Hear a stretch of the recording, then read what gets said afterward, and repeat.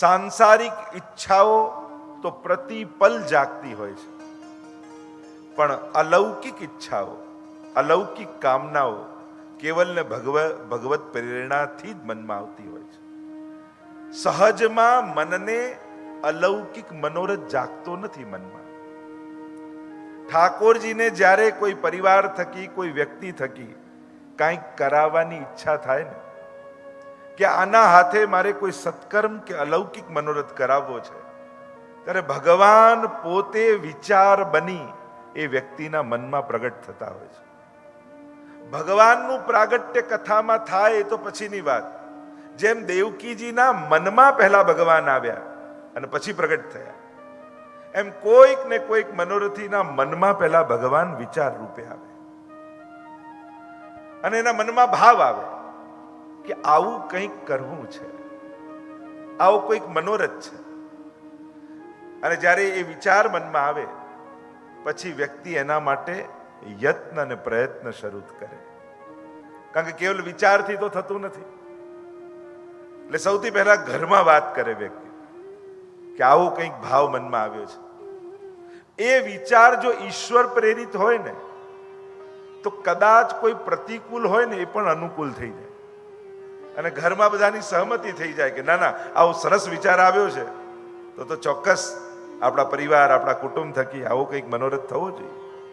કારણ કે દરેક વૈષ્ણવ પરિવારની એક કામના મનમાં અવશ્ય હોય કે આપણા પરિવાર થકી એકવાર ભાગવત સપ્તાહ થાય. આ વિચાર દરેક વૈષ્ણવ પરિવાર, દરેક કુટુંબ, વૈષ્ણવ કુટુંબના મનમાં હોય અને ઘરમાં બધા વધાવી લે એટલે પ્રયત્નો શરૂ થાય. પછી સમિતિઓ બને, સ્વજનોને કહેવામાં આવે કોણ કયું કાર્ય કરશે એના માટેના સમાયોજનો થાય. આ બંને વસ્તુ થઈ, પણ ત્રીજી વસ્તુ આમાં ન ભળે ત્યાં સુધી મનોરથ પૂરો ન થાય. અને ત્રીજી વસ્તુ છે ભગવત કૃપા. ઠાકોરજીની કૃપા આપણા સંકલ્પ સાથે ભળે ત્યારે જ સંકલ્પ સર્જન સુધી પહોંચતો હોય છે. અને આજે આપણે બધા જ પ્રગટ આંખે જોઈ રહ્યા છીએ કે સોજિત્રા પરિવાર પર ઠાકોરજીની કૃપા થઈ છે.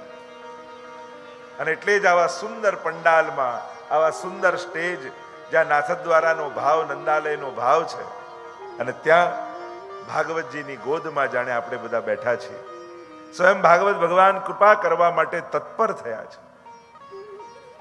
શ્રીમદ ભાગવત કથા એટલે શ્રીનાથજીને મળવાનો અવસર, ભાગવત કથા એટલે શ્રીનાથજીને સમજવાનો અવસર, ભાગવત કથા એટલે શ્રીનાથજીને સાંભળવાનો અવસર.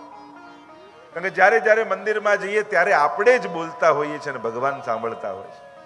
કથા એવું સ્થાન છે કે જ્યાં ભગવાન બોલશે અને આપણે સાંભળીશું. આ ભાગવત કથા એટલે હિન્દુ ધર્મનું સર્વોત્તમ પુણ્ય કાર્ય. આપણે ત્યાં અનેક પ્રકારના પુણ્યો બતાવ્યા છે, પણ કોઈ પ્રશ્ન કરે કે કોઈ એક એવું પુણ્ય ખરું કે જે કરવાથી બાકી બધા જ પુણ્યો થઈ જાય? કારણ કે આપણે ત્યાં અનેક પ્રકારના પુણ્ય કર્મો છે અને દરેકનું કંઈક જુદું ફળ છે. પણ કોઈ એમ પ્રશ્ન કરે કે કોઈ એક એવું પુણ્ય ખરું કે જેનાથી બધા જ પુણ્યોના ફળ પ્રાપ્ત થાય? તો શાસ્ત્ર કહે હા, ભાગવત સપ્તાહ એવું પુણ્ય છે જે કરવા માત્રથી સમસ્ત પુણ્યોના ફળ પ્રાપ્ત થાય છે. કોઈ એમ કહે કે અનેક તીર્થો છે, તો કોઈ એક એવી પરિક્રમા ખરી કે જે પરિક્રમા કરવા માત્રથી સમસ્ત તીર્થોની પરિક્રમાનું પુણ્ય પ્રાપ્ત થાય? તો કહ્યું હા, ભાગવતજીના પોથીની પરિક્રમા કરો તો ભાગવતના પરિક્રમા માત્રથી ભારતના સમસ્ત તીર્થોની પરિક્રમાનું ફળ પ્રાપ્ત થાય. કોઈ એક એવું યજ્ઞ ખરું કે જે કરવાથી શાસ્ત્રોમાં જેટલા યજ્ઞો બતાવ્યા છે એ બધાનું પુણ્ય ફળ પ્રાપ્ત થાય? તો કહ્યું હા, આ ભાગવત જ્ઞાન યજ્ઞ એવો યજ્ઞ છે જે કરવા માત્રથી શાસ્ત્રોના સમસ્ત યજ્ઞોના ફળ પ્રાપ્ત થાય. કોઈ એક એવા દર્શન ખરા કે જે દર્શન કરવાથી ભગવાનના સમસ્ત અવતારોના દર્શનના જેટલા ભારતના મંદિરો છે એ સમસ્ત મંદિરોના, તીર્થોના દર્શનનું ફળ પ્રાપ્ત થાય? કહું હા, શ્રીમદ ભાગવતના દર્શન કરવા માત્રથી ભારતના સગળા તીર્થો અને મંદિરોના દર્શનોના ફલ પ્રાપ્ત થાય છે. આ સાધારણ પુણ્ય નથી વૈષ્ણવો.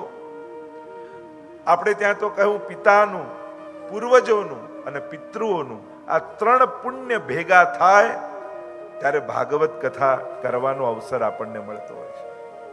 આ સહજ કેવલ કરવા માત્રથી થઈ નથી જતું.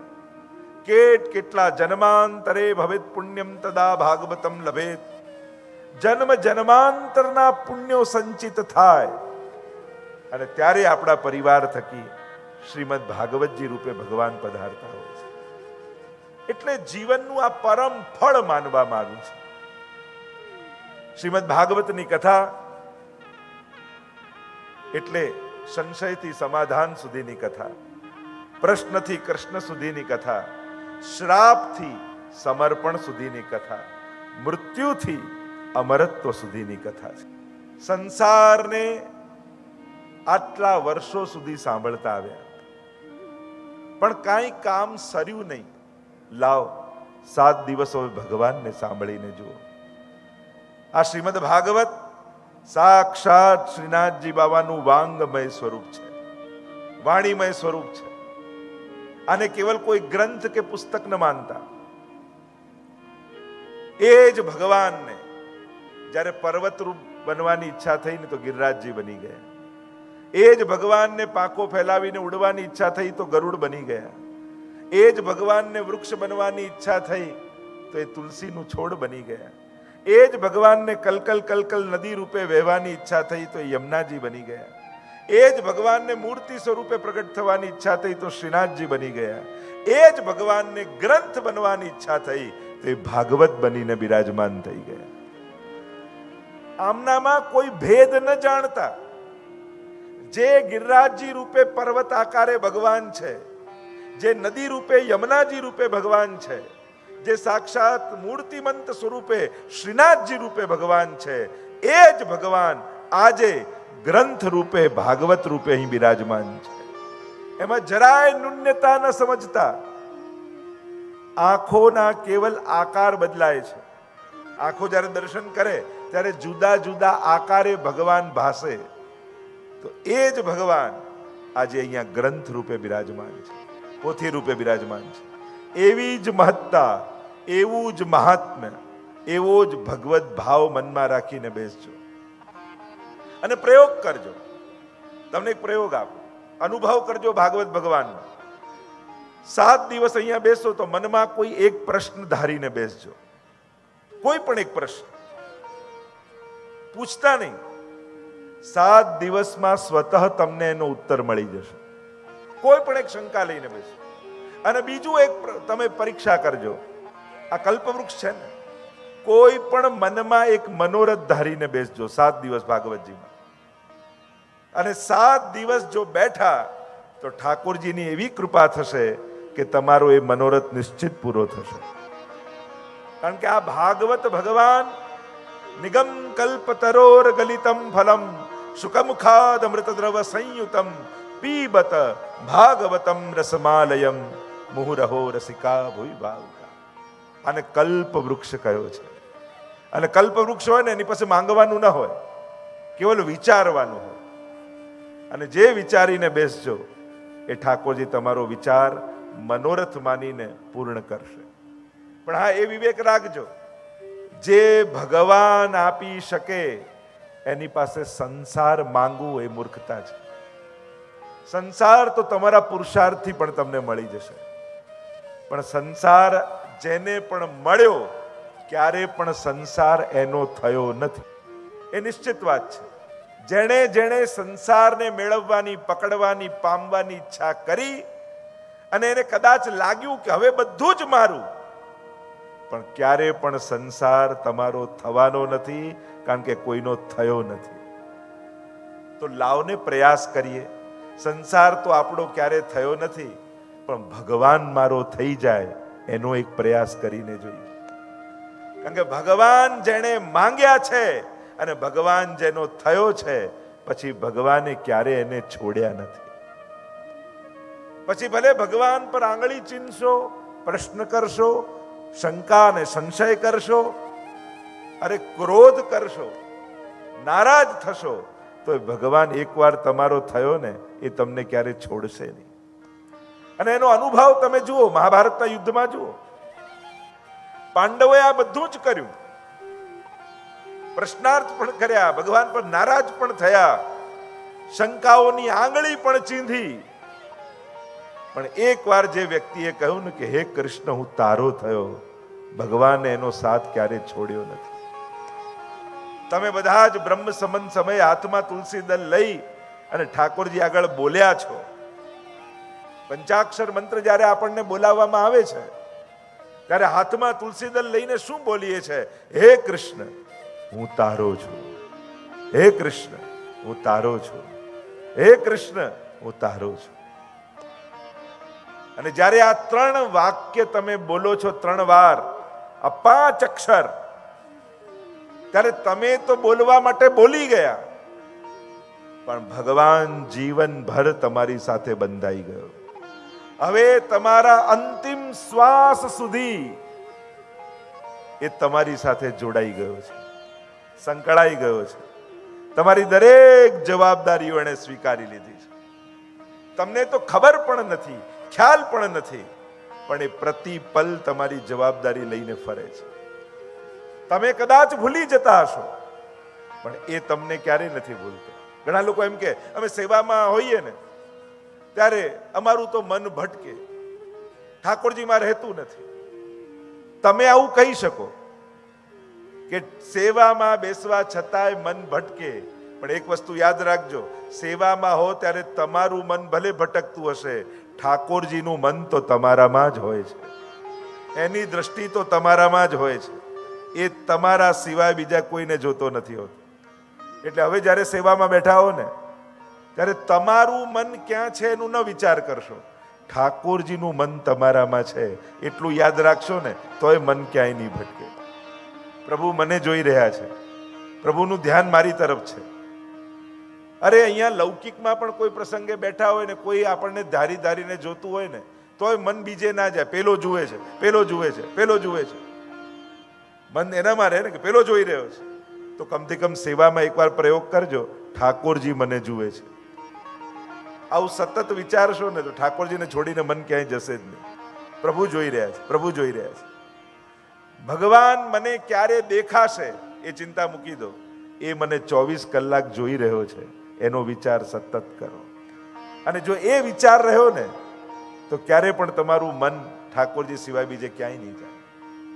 તો પ્રભુ જ્યારે તમે ઠાકોરજી આગળ હાથમાં તુલસી દળ લઈને એમ બોલો છો હે કૃષ્ણ હું તારો થયો, પછી તમારી બધી જ જવાબદારી ઠાકોરજી લઈ લે છે. અને એટલે જ જ્યારે મહાભારતમાં પણ પ્રસંગ આવે છે ને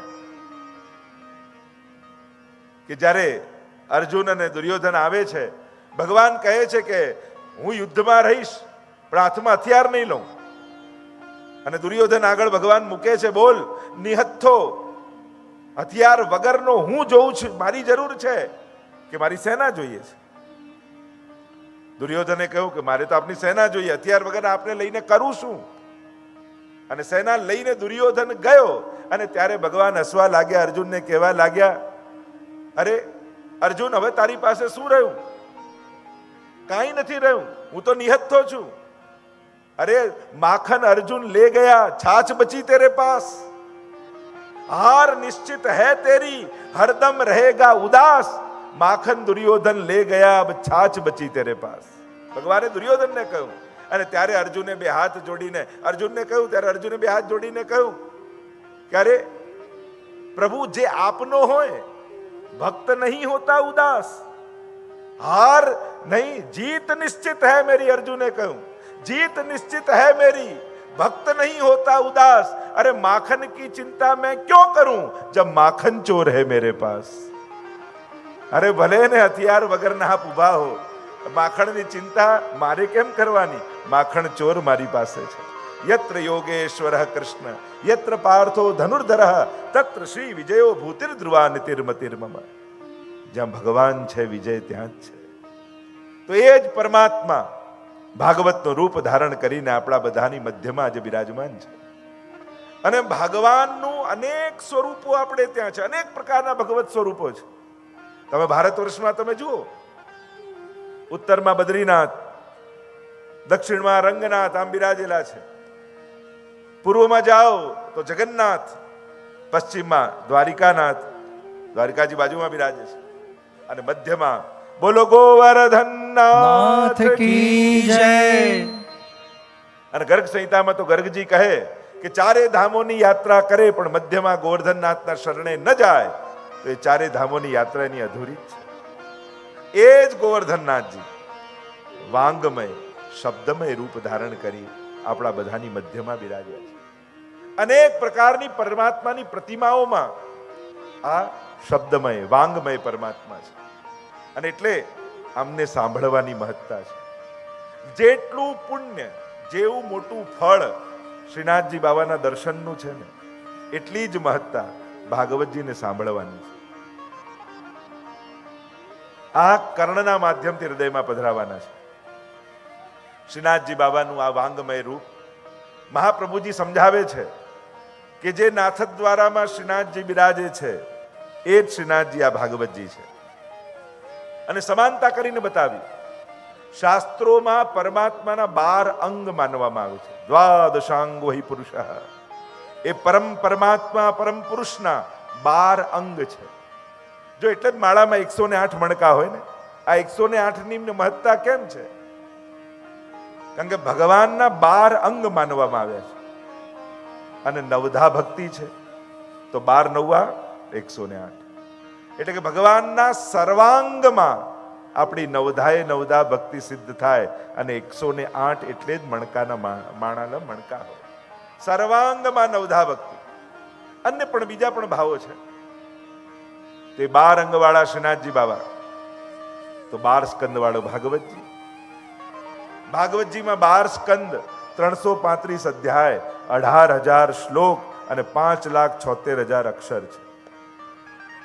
એક એક અક્ષર પરમાત્માનું રૂપ છે. તો 12 અંગવાળા શ્રીનાથજી બાબાની સમાનતા ભાગવતજી સાથે કરી મહાપ્રભુજીએ.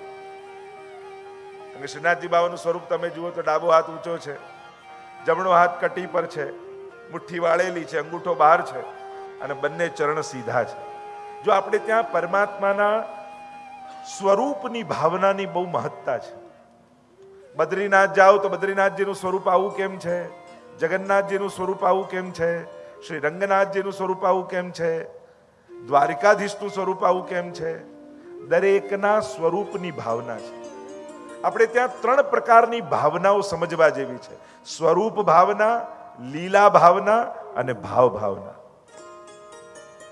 આપણે તો દોડા દોડીમાં, ભીડ ભાડમાં ઝાંકી કરી ન કરી, દર્શન કર્યા ન કર્યા, અને પાછા આટલા કલાક લાઈનમાં ઊભા હોઈએ અને ભૂલ શું કરીએ? ઠાકોરજી પાસે આવે એટલે આંખ બંધ કરી લઈએ.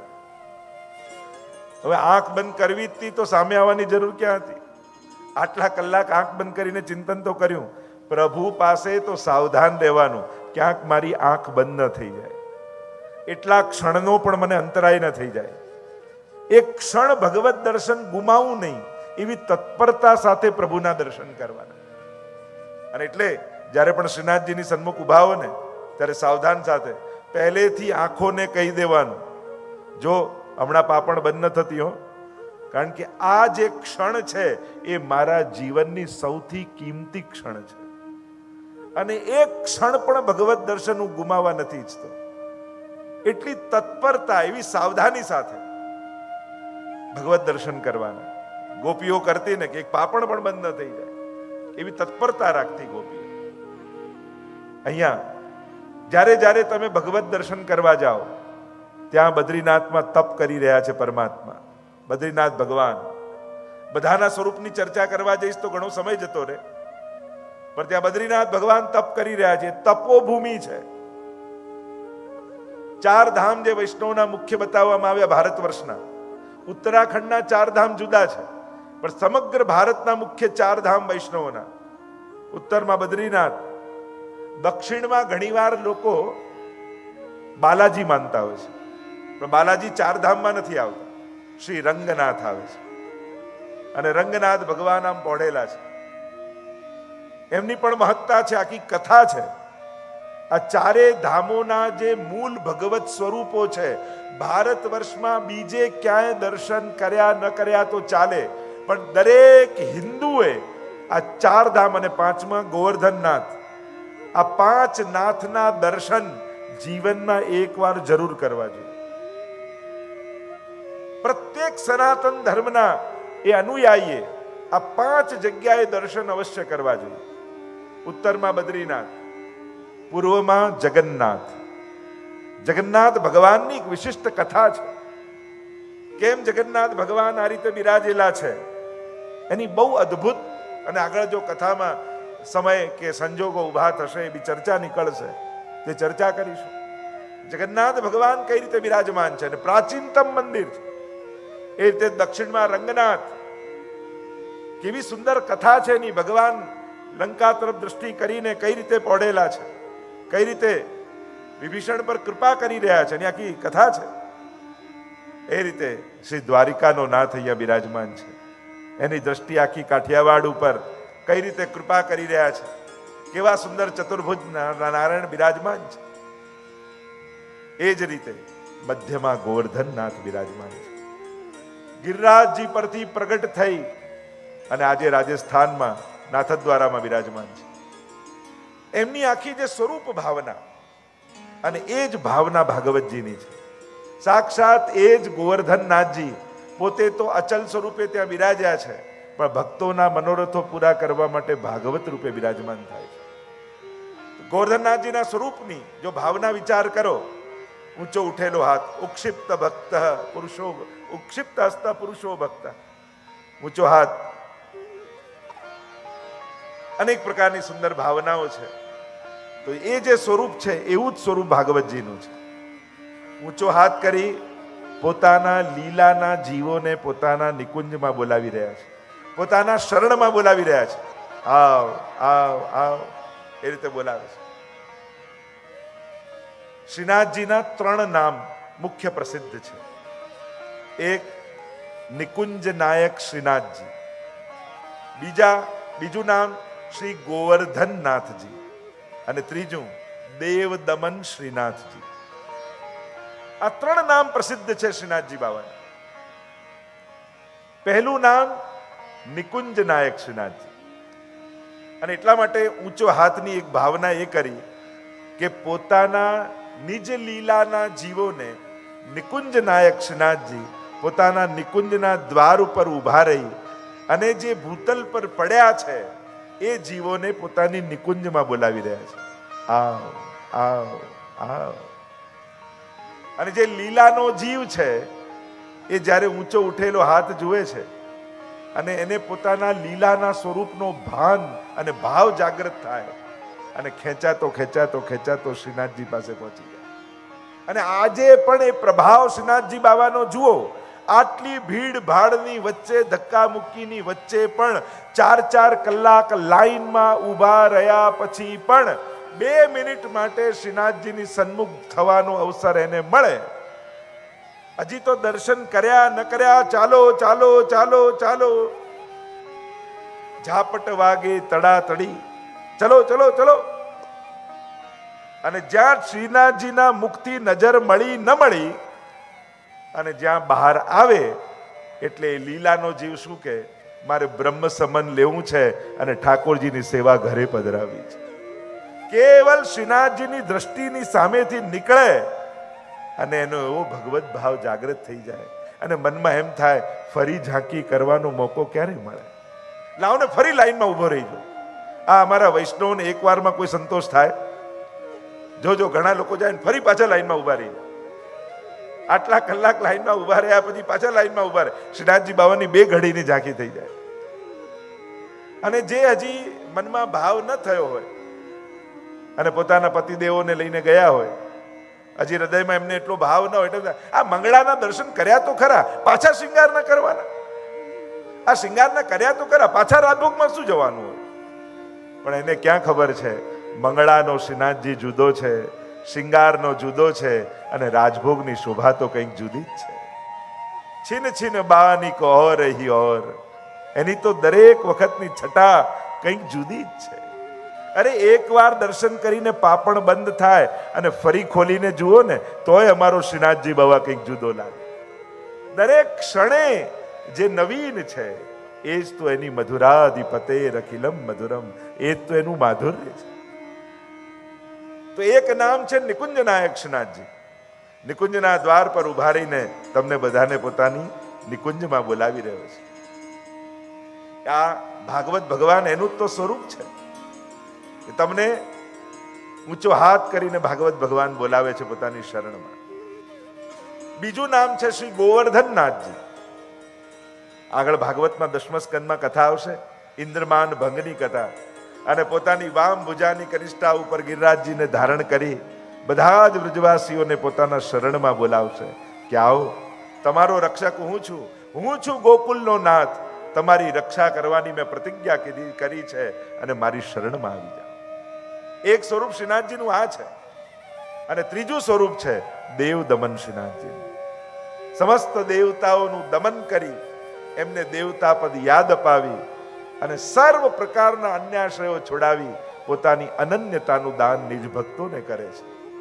તો ભાગવતમાં પણ એ જ ગોવર્ધનનાથજી બિરાજે છે. એટલે 12 સ્કંદ એની સાથે સમાનતા કરી ભાગવતજીની. પહેલો અને બીજો સ્કંદ એ શ્રીનાથજી બાવાના બંને ચરણારવિંદ, ત્રીજો અને ચોથો સ્કંદ શ્રીનાથજી બાવાના બાહુ, પાંચમો અને છઠ્ઠો સ્કંદ શ્રીનાથજી બાવાની જંઘા, સપ્તમ સ્કંદ શ્રીનાથજી બાવાનો મુષ્ટિકા વાળો હાથ. કમર ઉપર હાથ છે. સ્વરૂપની ભાવના એ છે કે આ કમર ઉપર કટી કેમ રાખી છે? એક ભાવ એ કર્યો કે જ્યારે જીવ ઊંચો હાથ જોઈને શરણે આવ્યો ને, એટલે શ્રીનાથજી બાબાએ શરણાગત જીવના હૃદયને પોતાની મુઠ્ઠીમાં પકડી લીધું કે તારું મન હવે મારી મુઠ્ઠીમાં છે, હવે તું ક્યાંય ભાગી નહીં શકે. અને મુઠ્ઠીની બહાર અંગૂઠો છે. એટલે ભાવના એ બતાવી સ્વરૂપની કે અંગૂઠો ભગવાન માયાને બતાવે છે કે હવે આ જીવ મારો થઈ ગયો, તારા કામનો રહ્યો નથી. હવે તું ગમે તેટલો તારો પ્રભાવ સંસારમાં બતાવ, પર મારા જીવ ઉપર હે માયા તારો પ્રભાવ હવે થવાનો નથી. કારણ કે હવે આ મારો થઈ ગયો. મામેવ યે પ્રપદ્યન્તે માયા મેતામ તરંતી તે. ગીતાજીમાં પણ ભગવાને કહ્યું ને, જે મારો થાય માયાને તરી જાય છે. યા એક ભાવે બતાવ્યો કટી પર મુઠ્ઠી રાખીને કે આ સંસાર સાગર વૈષ્ણવ માટે તો હવે કટી જેટલો થઈ ગયો છે. હવે મસ્તક સુધી તમને ડૂબાડશે નહીં. કમર સુધીનું પાણી હોય ને માણસ સહજ ચાલતો ચાલતો પાર ઉતરી જાય, એમ શ્રીનાથજીના શરણે આવ્યા એટલે હવે આ ભવસાગર કટી જેટલો થઈ ગયો, વૈષ્ણવ સહજમાં પાર ઉતરી ગયો. સાતમો સ્કંદ એ મુષ્ટિકા વાળો હાથ, આઠમો અને નવમો સ્કંદ એ બંને વક્ષસ્થળ શ્રીનાથજી બાબાના, 10મો સ્કંદ એ હૃદય, એકાદશ સ્કંદ એ મસ્તક અને 12મો સ્કંદ એ ઊંચો ઉઠેલો હાથ, જેનાથી શ્રીનાથજી બાબા તમને બધાને પોતાના શરણમાં બોલાવી રહ્યા છે. આવ આવ આવ. તો આમ જે નાથદ્વારામાં શ્રીનાથજી છે એ જ શ્રીનાથજી બાબા શ્રીમદ ભાગવતમાં બિરાજમાન.